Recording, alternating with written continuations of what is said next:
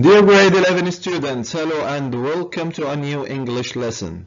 Your lesson today is Grammar, Passive Voice 2. Your lesson is from your student's book, page 106 and 107. So get your student's book ready and let's get started.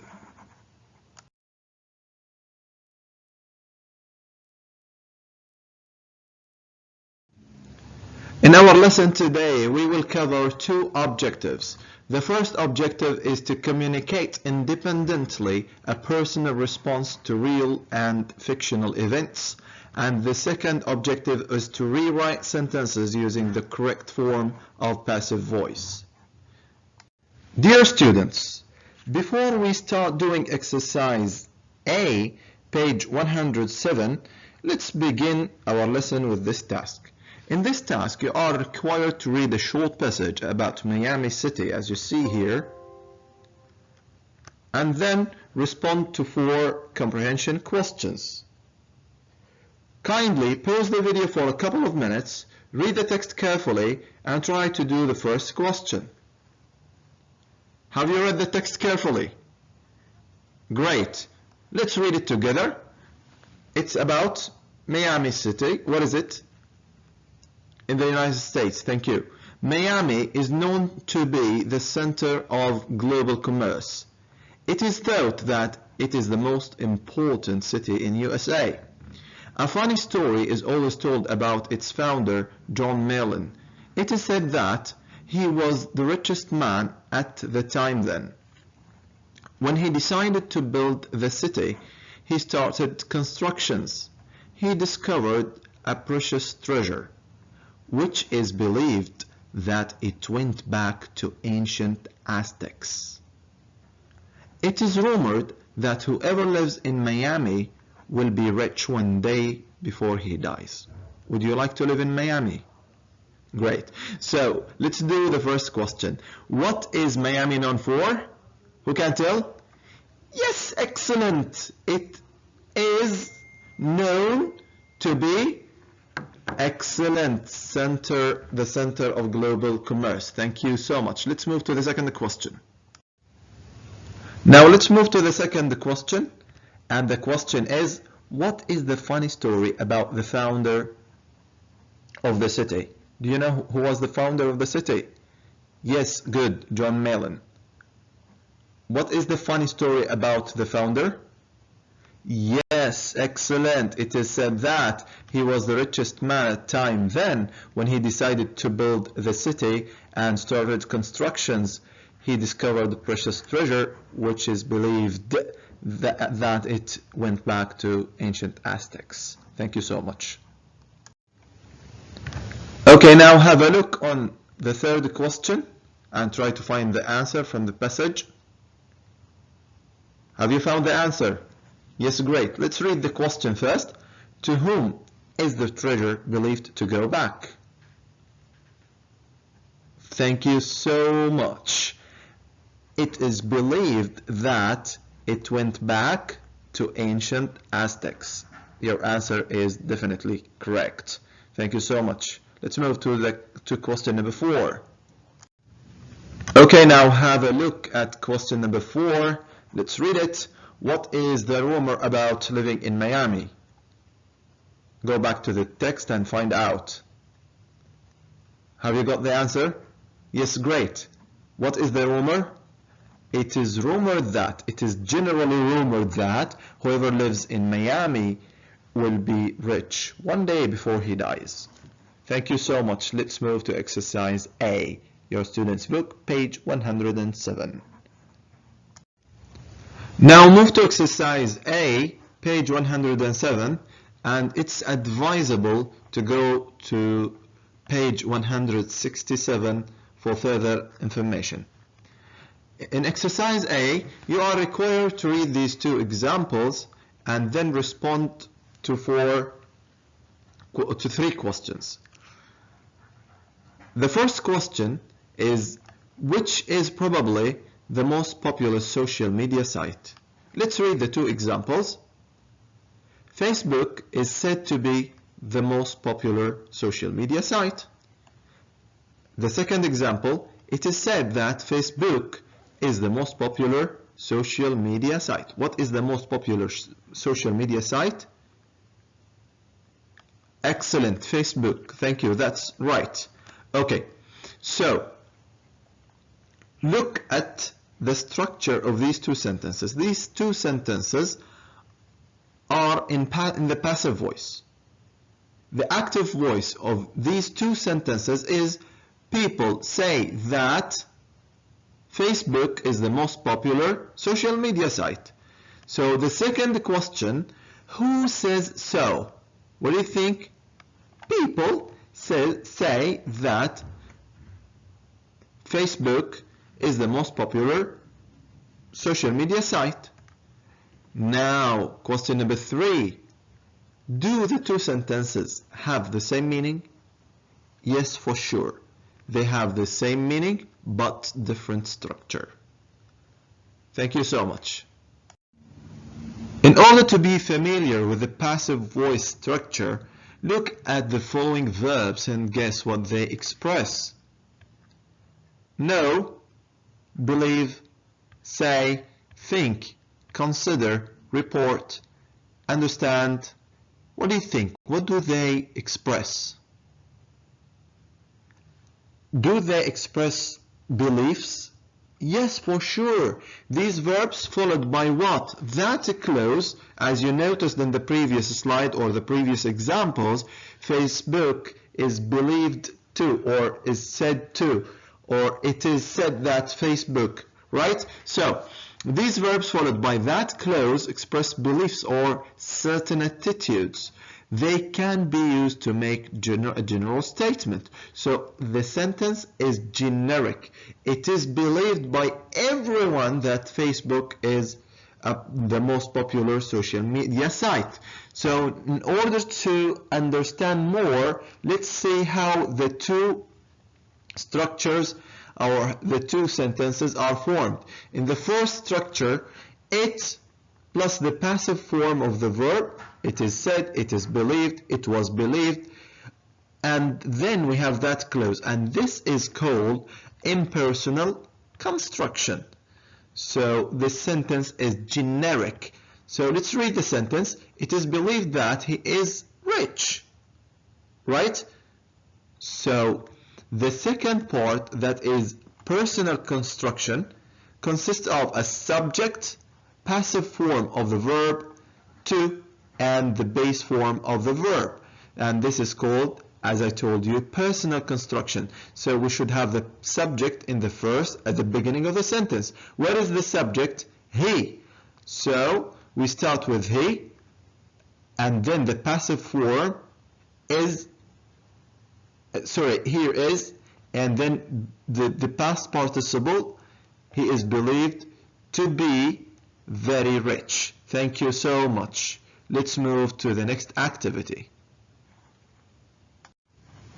Now let's move to exercise B, and in this exercise you will read a dialogue and answer 2 questions. Okay, so let's read the question first. We have a dialogue. Will they give all employees laptops? Speaker B: yes, laptops will be given to all the employees. He also said, yes, all the employees will be given laptops. And the question is, what are the 2 objects of the verb give in the question? Can you tell? Look at the question. Where are the 2 objects?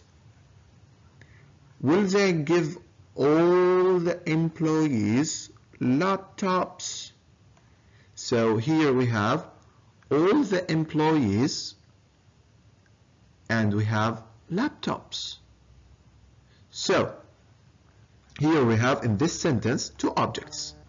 This sentence is called ditransitive sentence. Whenever we have 2 objects, the sentence is called ditransitive. So one should be a direct object and the other one should be an indirect object.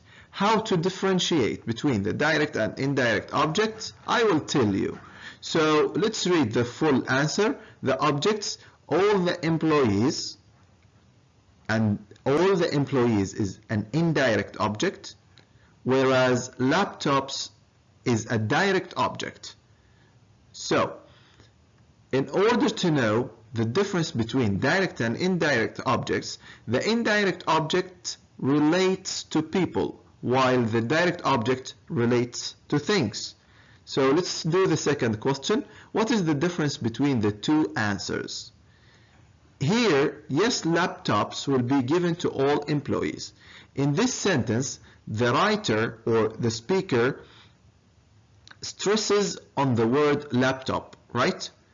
Yes, laptops will be given to all employees.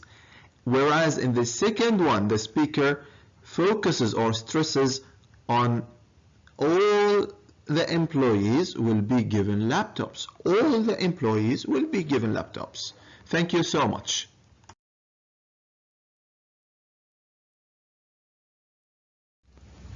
Now let's go through and understand ditransitive sentences. Look at these verbs: give, offer, and send. These verbs usually take two objects, right?